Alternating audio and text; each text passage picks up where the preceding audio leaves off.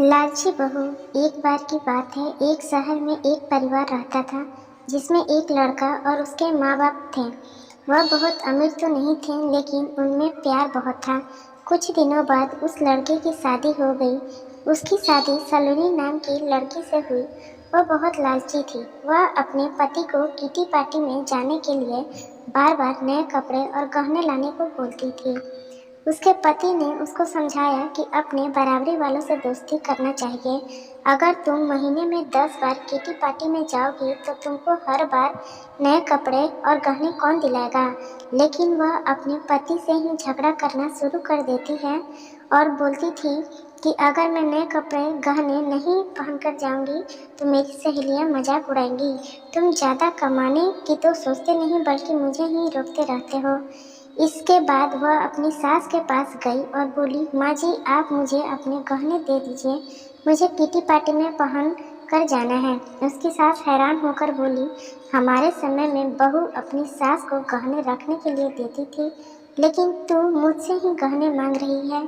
उसकी इन हरकतों से सारा परिवार दुखी था। एक दिन सलोनी की सहेली शिल्पा घर आई। उसने सलोनी की सास से सलोनी के बारे में पूछा। उन्होंने बताया कि सलोनी किटी पार्टी में गई है। शिल्पा ने सलोनी की सास से पूछा, आप इतनी दुखी क्यों दिख रही हैं? तब उन्होंने सारी बात बताई कि सलोनी किस तरह बार बार नए गहने और कपड़े की डिमांड करती है और सारे पैसे इन पर ही खर्च कर देती है। वह शिल्पा से पूछती है कि ज़्यादा ज़रूरी क्या है, रोटी या ये दिखावा। शिल्पा ने कहा कि ज़रूरी तो रोटी है, लेकिन सलोनी को यह बात समझानी होगी। सलोनी की सास ने पूछा, वह कैसे? इसके बाद शिल्पा ने कहा, देखते जाइए। शिल्पा ने अपने जितने भी गहने और नए कपड़े थे सब लाकर सलोनी के घर पर रख दिए और उनका सारा राशन और फर्नीचर लेकर अपने घर चली गई। जब सलोनी घर आई तो अपने अलमारी में नए गहने और कपड़े देखकर बहुत खुश हुई। इसके बाद वह अपनी सास से बोली, यह किसके हैं? तो उसकी सास बोली, यह सब तेरे हैं, तुझको अब जितना बदल कर पहनना है पहन ले। सलोनी उनमें से नए कपड़े और गहने पहनकर घर में घूमने लगी।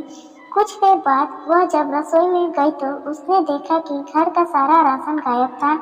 राशन के डिब्बों में गहने थे। वह अपनी सास से बोली, यह क्या है? घर का सारा राशन और फर्नीचर कहाँ गया? उसकी सास बोली, वह सब बेचकर ही तो तेरे लिए नए गहने और कपड़े लेकर आए हैं, अब तू इनको ही बदल बदल कर पहन। सलोनी बोली, लेकिन गहनों से पेट थोड़ी भरेगा, खाना तो खाना ही पड़ेगा। अब तभी सलोनी की सहेली शिल्पा भी आ गई। उसने कहा, जब पहले तुम्हारी सास ने तुमको समझाया तब तुम नहीं मानी, इसलिए हमने यह सब किया। अगर तुमको लगता है कि तुम्हारे पति पर्याप्त नहीं कमाता तो तुम खुद नौकरी क्यों नहीं करती? तुमको इन फालतू के दिखावे से बचकर अपने घर पर ध्यान देना चाहिए। अब सलोनी को अपनी गलती का एहसास हो चुका था। सीख, हमें फिजूल खर्ची से बचकर जरूरी चीज़ों पर ध्यान देना चाहिए। आशा करती हूँ कि आपको ये कहानी पसंद आई होगी। इस कहानी पर आपकी क्या राय है, हमें कमेंट करके ज़रूर बताइए। कहानी पसंद आई हो तो लाइक और शेयर करना बिल्कुल भी ना भूलिए। चैनल पर नए हो तो चैनल को सब्सक्राइब जरूर कीजिए। कहानी सुनने के लिए आपका बहुत बहुत धन्यवाद।